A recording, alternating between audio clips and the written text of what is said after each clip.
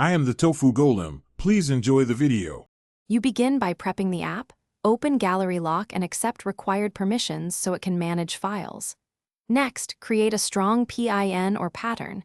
This protects hidden media, then add a recovery email in case you forget it. Once done, enable storage and overlay access. These let the app hide and preview items. Make sure to test unlocking once, because early mistakes are easiest to fix.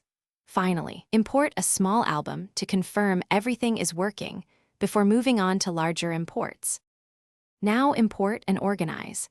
Tap Import, choose Photos, and move selected items into the vault so originals are removed from the public gallery.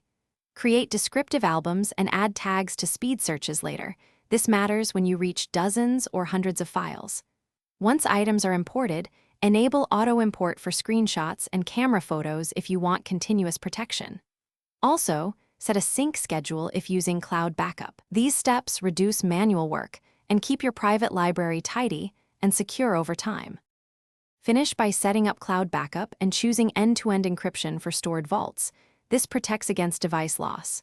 Then enable App Lock and consider a fake PIN mode for plausible deniability, which shows decoy content instead.